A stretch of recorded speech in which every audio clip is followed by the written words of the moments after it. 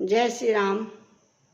कल से पितृपक्ष शुरू हो रहा है, तो पितृपक्ष में क्या किया जाए जिससे पितृ प्रसन्न होंगे। 1 साल बाद पितृ लोग जो है धरती पे आते हैं और आ कर के अपने परिवार के दरवाजे पे खड़े होते हैं और ये आशा लेकर आते हैं कि मेरा परिवार मेरे लिए कुछ करेगा, कुछ देगा, जिससे मुझे तृप्ति होगी। अगर परिवार के लोग कुछ देता है तो पितृ को तृप्ति होता है और पितृ प्रसन्न होकर के अपने परिवार को आशीर्वाद देते हैं, जिससे उनका हर कार्य सफल होता है। जिस क्षेत्र में वो कार्य करता है वो सफल होता है, घर में मंगल कार्य होता है, खुशियाँ आती है।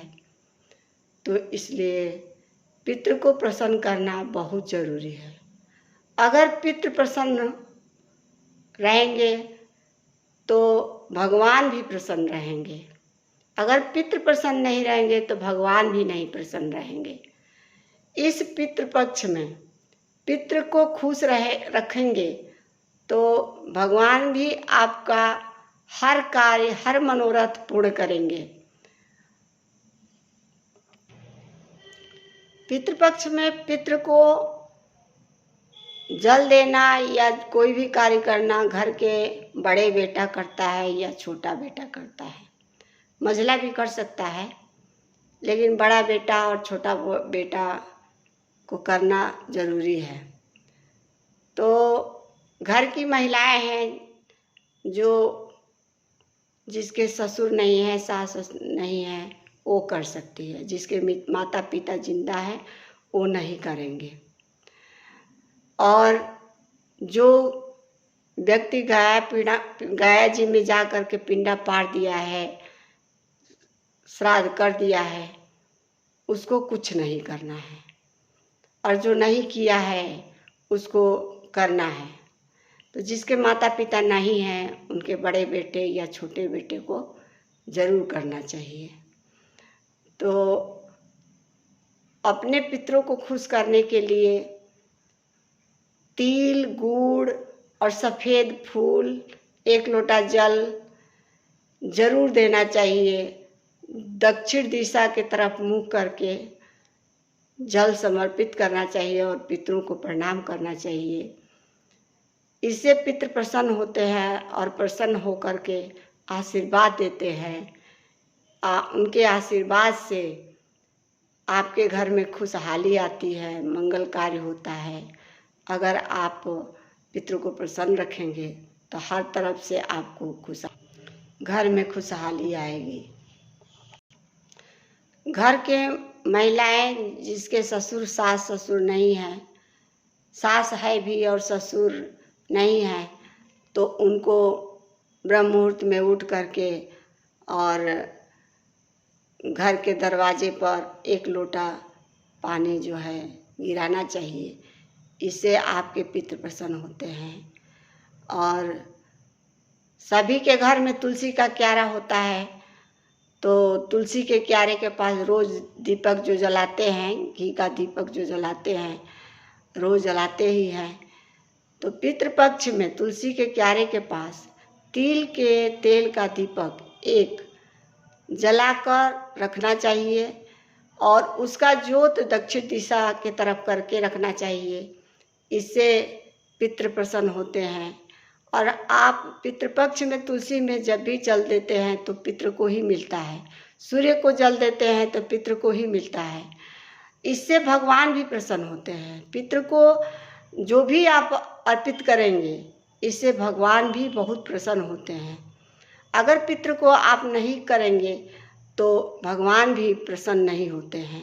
इसलिए पितृपक्ष में पितृ को खुश करना बहुत ज़रूरी है और इसे आपको हर क्षेत्र में खुशहाली मिलेगी, घर में मंगल कार्य होगा। तो ऐसे तो बहुत लोग बहुत कुछ करते हैं, पितरों के लिए भोजन भी निकालते हैं और 16 दिन तक भोजन उनको अर्पित करते हैं। और जिसे ना हो वो क्या करें कि 3 रोटी बनाएं और एक कौवे के लिए, गाय के लिए, कुत्ता के लिए ज़रूर दें, क्योंकि इससे जो है आप कौवे को खिलाएंगे, गाय को खिलाएंगे, कुत्ता को खिलाएंगे तो पितृ को ही मिलता है, इससे पितृ प्रसन्न होते हैं। तो ये भी ज़रूरी करना, अगर करेंगे तो अच्छा रहेगा। अगर ये भी नहीं हो रहा है तो 1 लोटा जल तो देना ही चाहिए। घर के बड़े बेटे जो हैं उनको तो ज़रूर देना चाहिए। बहुत सारे लोग गया जी जाते हैं पितरों को श्राद्ध करने, पिंडदान करने, तो जिसके माता जिंदा है, ससुर नहीं है और सास जिंदा है, माँ जिंदा है, पिताजी नहीं है, तो माँ जिंदा है तो नहीं जाना है। अगर दोनों नहीं है तभी गया जी जाया जाता है।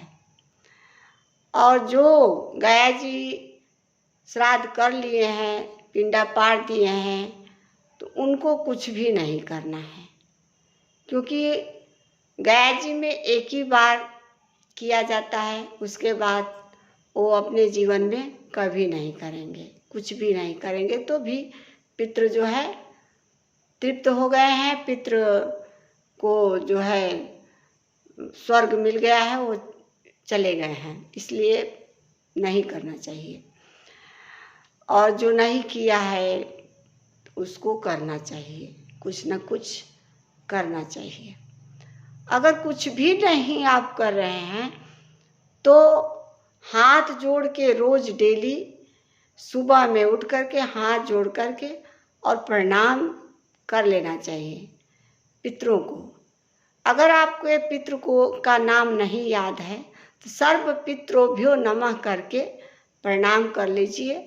और अमावस्या के दिन, लास्ट दिन आप जो है एक दीपक जला करके और किसी भी जलाशय के पास, नदी, तालाब, कुआं, कोई भी जलाशय आपके आसपास में हो, वहाँ जा कर के एक दीपक जला दीजिए। क्योंकि 16 दिन के बाद जब पितृ जाते हैं लौट करके, तो कुछ नहीं भी किए हैं, एक दीपक भी जला देंगे तो उसी दीपक के ज्योत को देखते हुए वो जाते हैं और अपने बच्चे के लिए आशीर्वाद देकर, अपने परिवार के लिए आशीर्वाद देकर ही जाते हैं। तो ये जरूर करना चाहिए, अमावस्या के दिन दीपक जरूर जलाना चाहिए। और ये 16 दिन का दिन जो होता है, इसमें शाम के समय गोधूली बेला में अपने दरवाजे के बाहर एक दीपक सरसों के तेल के जरूर जलाना चाहिए। इससे पितृ प्रसन्न होते हैं, क्योंकि सुबह और शाम दोनों टाइम पितृ आपके दरवाजे पर आके खड़े होते हैं और देखते हैं कि मेरे लिए मेरे बच्चे, मेरे परिवार क्या कर रहे हैं, कुछ दे रहे हैं कि नहीं दे रहे हैं, और लेने के आशा में आकर खड़े होते हैं।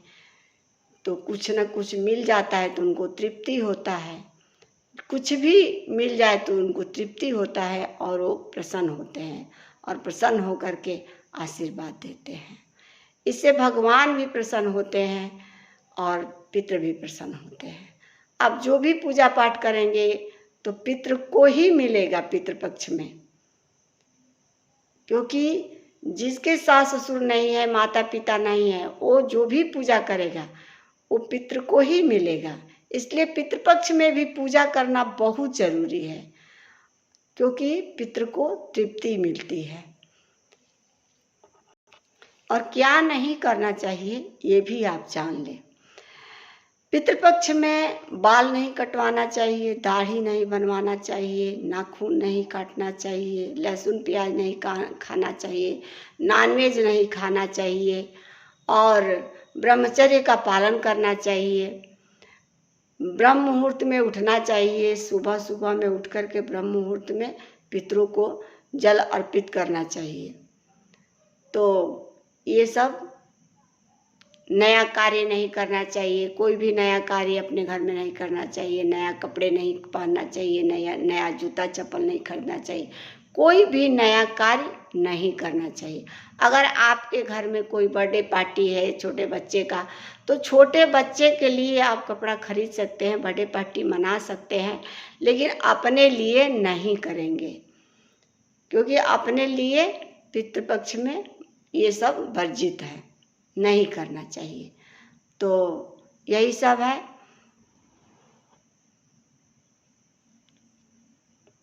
अगर आपको ये वीडियो पसंद आए तो मेरे चैनल को सब्सक्राइब करें, लाइक करें, बेल आइकन को भी दबा दीजिए कि आपके पास मेरा वीडियो पहुंचता रहे।